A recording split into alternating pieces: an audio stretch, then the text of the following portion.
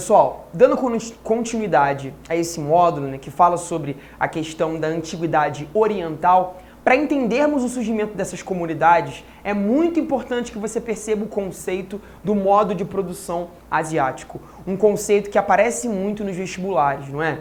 Entenda, essa ideia ela vai ser cunhada por historiadores de orientação marxista, tá ok? Você nota que os historiadores, principalmente do final do século XIX e ao longo aí da primeira metade do século XX, vão se debruçar sobre os estudos dessas comunidades orientais e vão entender que a sua maneira de produzir é muito parecida entre si.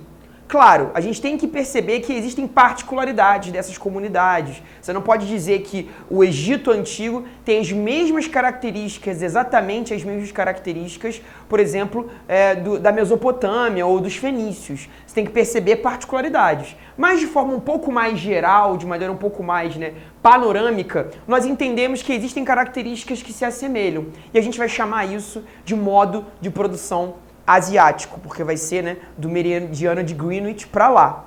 Vamos entender. A ideia do despotismo oriental. Todas as noções econômicas no modo de produção dessas civilizações da antiguidade oriental, toda essa produção vai ser centralizada na figura do Estado. Há um certo autoritarismo e um certo centralismo na figura do líder. A gente pode pegar o caso do Egito Antigo, não é? Que mostra a ideia do faraó, o conceito de faraó que centraliza todas as decisões. E você nota que nessas comunidades o conceito de teocracia vai ser muito utilizado. A ideia do kratos, do poder concentrado nas mãos da religião, do líder religioso. A teocracia mostra que um mesmo indivíduo tem poder político e ao mesmo tempo poder religioso. Isso tudo concentrado nas mãos de um único líder. Então você vai notar que o faraó ele é visto como um deus. E isso é uma forma de organizar a produção econômica típica de comunidades asiáticas. Você nota que os historiadores que seguiram as ideias de Marx concordam com a característica do materialismo histórico. Para entender melhor isso, gente, vai lá no módulo de Sociologia, os professores vão lá dar um show para você compreender melhor essa noção do marxismo e do materialismo histórico, né? Ajuda muito a compreender isso aqui. A ideia de servidão coletiva também aparece muito nessas comunidades. Você nota massas de trabalhadores, principalmente camponeses, servindo a um único ideal, o Estado. Então entenda que toda a produção estabelecida nesse processo de servidão vai para o Estado. É tudo concentrado na figura estatal, que nesse caso aqui a gente está utilizando o Egito como exemplo, é o faraó. Você nota um rígido sistema de tributos, então tudo que você produz, tudo que esses servos vão produzir, vai para o Estado com o pagamento dos seus impostos. Esses impostos não eram pagos em moedas, não eram pagos em dinheiro, eram pagos com produção. Então você nota que todo escravo egípcio pertence ao faraó, pertence ao Estado.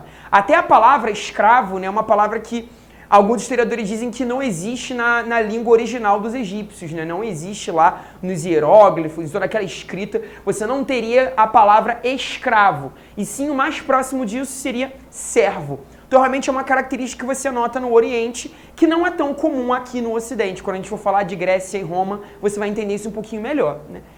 Há um sistema de sedentarização agrícola, ou seja, essas comunidades ficavam fixadas nas mesmas regiões. São comunidades sedentárias. A característica de ser nômade, ela vai ser pouco a pouco abandonada, principalmente na formação do Egito Antigo, uma vez que esses homens e mulheres vão começar a se fixar próximos de rios. A gente tem o caso do rio Nilo, a gente tem o caso do rio Ganges, na Índia, né? Então, realmente, essa sedentarização tem uma conexão muito interessante com a questão hidráulica, com a questão da água, que é uma característica importante dessas comunidades também, né? O culto ao meio aquoso e a utilização da água para suas características agrícolas. Toda a produção agrícola na Ásia, gente, obedece a essa ideia da sedentarização. Também obedece até mesmo à produção de artesanato, não é? A produção de vasos, colares, objetos do cotidiano. Tudo isso você percebe que faz parte desse riquíssimo e tão eficaz modelo produtivo asiático.